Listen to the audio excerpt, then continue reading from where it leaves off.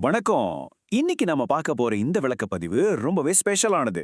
பொதுவா வீட்ல பெரியவங்க சொல்றத கேளுங்கன்னு நமக்கு அடிக்கடி சொல்லுவாங்க இல்லையா? அது ஏன் அவ்வளவு முக்கியம் அப்படிங்கறத நம்ம பாரம்பரியத்துல ஆழமா வேரூன்றின ஒரு அற்புதமான தமிழ் கதை மூலமா நாம அலசப் போறோம். இது ஏதோ சாதாரண கற்பனை கதை இல்லங்க. இயற்கையோட இணைந்த ஒரு சூப்பரான மேனேஜ்மெண்ட் பாடம். பறவைகள், எறும்புகள், உயிர் வாழ தேவையான விதைகள் இதெல்லாம் எப்படி ஒரு முதியவரோட அறிவால ஒண்ணு சேருதுன்னு பார்க்க வாங்க உள்ளே போகலாம். இத ஒரு நிமிஷம் உங்களையே கேட்டுக்கோங்க. வீட்ல இருக்கிற பெரியவங்கள விட எனக்கு தான்ப்பா உலக நடப்பு ரொம்ப நல்லா தெரியும் அப்படின்னு நீங்க எப்போவாவது நினைச்சிருக்கீங்களா?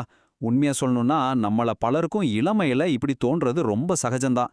இன்னைக்கு நாம பார்க்க போற விஷயத்தோட மைய கருத்தே இதுதான். அந்த இளமை வேகமும் அதனால வர்ற கொஞ்சம் ஓவரான தன்னம்பிக்கையும் முதியவர்களோட பல வருஷ அனுபவ அறிவோட நேருக்கு நேர் மோதுனா என்ன நடக்கும் வாங்க பார்க்கலாம். பகுதி 1. அகங்காரம் பிடித்த இளம் அரசன். சரி, இப்ப நாம விஷயத்துக்கு வருவோம். ஒரு பெரிய நாட்டை ஆண்ட ஒரு அரசர் திடீர்னு வெளிநாட்டுக்கு போக வேண்டிய சூழல் வருது. அதனால ஆட்சி பொறுப்பை தன்னோட 30 வயசு பையன்கிட்ட ஒப்படைக்கிறாரு. பழைய அரசர் எப்பவுமே ரொம்ப அனுபவம் வாய்ந்த அமைச்சர்களை மதிச்சு அவங்க கூட சேர்ந்து தான் வேலை செய்வாரு. ஆனா இந்த 30 வயசு இளம் அரசலுக்கு திடீர்னு கிடைச்ச இந்த அதிகாரம் ரொம்பவே தலையில ஏறிடுச்சு. நான் ஏன் இந்த வயசானவங்க சொல்றதெல்லாம் கேட்கணும், இவங்களெல்லாம் ஓரங்கட்டிட்டு நானே ஏன் தனியா கெத்த ஆட்சி செய்யக்கூடாது அப்படின்னு தீவிரமா பிளான் பண்ண ஆரம்பிச்சான். அந்த அகங்காரத்தோட உச்சக்கட்டமா ஒரு அதிர்ச்சியான அறிவிப்பை அவன் வெளியிட்டான். அதுதான் 50. ஆமாங்க, 50 வயசை தாண்டிய எல்லாரும் இந்த நாட்டுக்கு ஒரு பெரிய பாரம், அவங்களால இனிமே எந்த யூஸும் இல்ல அப்படின்னு பகிரங்கமா அறிவிச்சான். அது மட்டும் இல்லாம 50 வயசுக்கு மேல உள்ள அத்தனை பேரும் உடனடியாக நாட்டை விட்டு வெளியேறணும்னு ஒரு கடுமையான உத்தரவையும் போட்டான். இதனால அந்த நாட்டுல இருந்த முதியவர்கள், பல வருஷமா நாட்டுக்கு உழைச்ச வயதான அமைச்சர்கள்னு அத்தனை பேரும் பரிதாபமா நாட்டை விட்டு துரத்தப்பட்டாங்க. பகுதி 2. பெரும் பஞ்சம். நம்ம செய்யும் ஒவ்வொரு தப்புக்கும் ஒரு விளைவு இருக்கும் இல்லையா? முதியவர்கள் அப்படி அநியாயமா துரத்துன அந்த நாட்டுல இயற்கையோட சீற்றம் ஒரு பெரிய பேரழிவா வந்து இறங்குச்சு. அது எப்படி நடந்துச்சுன்னு பாருங்க. முதல்ல யாருமே எதிர்பார்க்காத அளவுக்கு திடீர்னு தொடர்ந்து பயங்கரமான கனமழை, அதை தொடர்ந்து நாடு முழுக்க மிகப்பெரிய வெள்ளம். இந்த கோர தாண்டவத்துல விவசாய நிலங்கள்ல புதுசா விதைக்கப்பட்டிருந்த அத்தனை விதைகளும், லேசா முளவிட்டிருந்த சின்ன சின்ன செடிகளும் அப்படியே வேரோட அடிச்சிட்டு போயிடுச்சு. வெள்ளம் வடிஞ்சதுக்கு அப்புறம் பார்த்தா அடுத்த கட்ட விவசாயம் செய்ய ஒரு ஒத்த விதை கூட மிச்சமில்ல. நாடு முழுக்க ஒரு முழுமையான கொடூரமான பஞ்சம் வந்துருச்சு.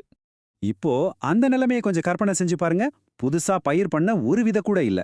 சரி, எப்படி இதை சமாளிக்கலான்னு வழிகாட்ட அனுபவம் இருக்கிற வயசான விவசாயிகளும் நாட்டுல இல்ல.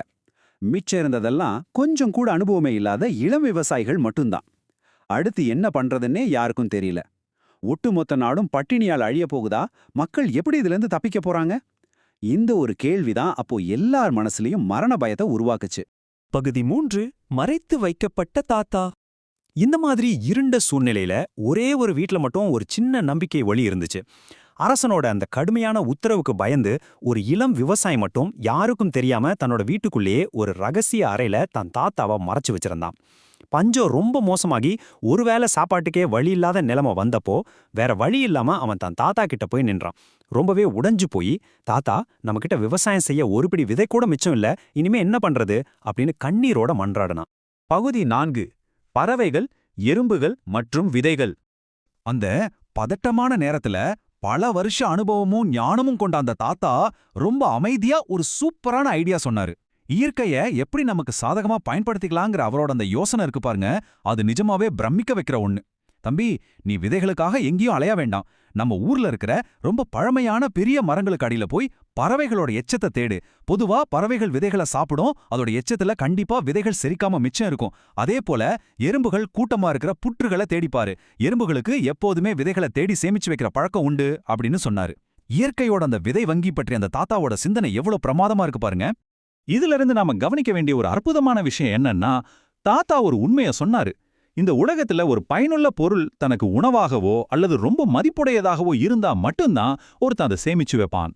பறவைகளும் எறும்புகளும் விதைகளை தங்களோட வாழ்வாதாரமா ஒரு மிகப்பெரிய சொத்தா நினைச்சு சேமிக்கிற இயற்கையோட அந்த அடிப்படையான தத்துவத்தை அவர் எவ்வளோ கேஷுவலா ஆனா எவ்வளோ ஆழமா விளக்கிட்டாரு. தன் தாத்தா சொன்ன அந்த ஐடியாவை அந்த இளம் விவசாயி அப்படியே ஃபாலோ பண்ணான்.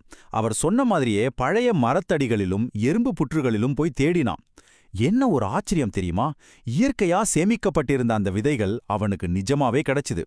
அந்த பயங்கரமான பஞ்ச காலத்துல யாருமே எதிர்பார்க்காத விதமா அந்த விதைகளை வச்சு அவன் மறுபடியும் ரொம்ப வெற்றிகரமா விவசாயத்தை ஆரம்பிச்சான். பகுதி 5 அனுபவத்தின் மதிப்பு. நாட்டுல வேற எங்கேயுமே விவசாயம் நடக்காதப்போ இவன் மட்டும் எப்படி விவசாயம் பண்றான்னு அரசனுக்கு செய்தி போச்சு. உடனே அந்த விவசாயிய கூப்பிட்டு விசாரிச்சப்போ அவன் தன் தாத்தாவை மறைச்சு வச்சிருந்த உண்மையையும் இந்த விதைகள் எப்படி கிடைச்சதுங்கிற ரகசியத்தையும் அரசன்கிட்ட ஒத்துக்கிறான். இங்க முக்கியமான விஷயம் என்னன்னா, எந்த ஒரு பெரிய நெருக்கடியான நிலையிலும் நம்ம கிட்ட இருக்கிற வெறும் இளமையும் அதிகார திமிரும் மட்டும் பத்தாது. வாழ்க்கை பல அடிகளை கொடுத்து கத்துக் கொடுத்த முதியவர்களோட அனுபவ அறிவுக்கு முன்னாடி இளமையோட அகங்காரம் எப்பவுமே தோற்றுதான் போகும் அப்படிங்கிற மாபெரும் உண்மைய அந்த இளம் அரசன் அன்னைக்கு முழுமையா புரிஞ்சுக்கிட்டான். தன்னோட மிகப்பெரிய தப்ப உணர்ந்த அந்த நிமிஷமே இளம் அரசன் உடனே ஒரு அதிரடியான உத்தரவை போட்டான். நாட்டை விட்டு துரத்தப்பட்ட அத்தனை முதியவர்களையும் பல வருஷ வேலை பார்த்த பழைய அமைச்சர்களையும் சற்றும் தாமதிக்காம உடனே திரும்ப நாட்டுக்கு அழைச்சிட்டு வந்தான். அவங்களோட வழிகாட்டுதலோடும் அளப்பரிய அனுபவ அறிவோடும் நாட்டை முன்னையோட ரொம்ப சிறப்பா ஆட்சி செய்ய ஆரம்பிச்சான். கொஞ்ச காலம் கழிச்சு வெளிநாட்டுக்கு போயிருந்த அந்த பழைய தந்தை அரசர் மறுபடியும் நாட்டுக்கு திரும்பி வந்தார். தன்னோட பையன் முதியவர்களோட ஆலோசனையெல்லாம் கேட்டு நாட்டை ரொம்ப புத்திசாலித்தனமாவும் வளமாவும் மாத்திருக்கிறத பார்த்து அவருக்கு ரொம்பவே ஆச்சரியம். இத பார்த்து மிகுந்த சந்தோஷம் அடைந்தவரு தான் கிளம்பும்போது கொடுத்த வாக்குறுதிப்படியே தன்னோட மகனை அந்த நாட்டுக்கே நிரந்தர அரசரா சந்தோஷமா முடிச்சூட்டினார். பாத்தீங்களா, இந்த கதை ஏதோ பல வருஷத்துக்கு முன்னாடி நடந்த பழங்காலத்து சம்பவம் மட்டும் கிடையாது. இன்னைக்கு நம்ம அன்றாட வாழ்க்கைக்கு ரொம்பவே தேவையான ஒரு பிராக்டிக்கலான பாடம். இன்னைக்கு நம்ம வீட்ல நம்ம குடும்பத்துல இருக்கிற பெரியவங்களோட வார்த்தைகளை நாம எப்படி எடுத்துக்கிறோம்? இவங்களுக்கு என்ன தெரியும்னு அவங்களோட அறிவுரைய நம்ம அலட்சியப்படுத்துறோமா? இல்ல அந்த அனுபவ பொக்கிஷத்தை மதிச்சு நடக்கிறோமா? கொஞ்சம் சிந்திச்சு பாருங்க. இன்னைக்கு நீங்க யாருடைய அறிவுரையை கேட்பீங்க? உங்களோட முக்கியமான முடிவுகள்ல அந்த முதியவர்களின் ஞானம் உங்களுக்கு வழிகாட்டட்டும். இதே மாதிரி இன்னொரு சுவாரஸ்யமான பதிவோட உங்களை சந்திக்கிறேன். நன்றி.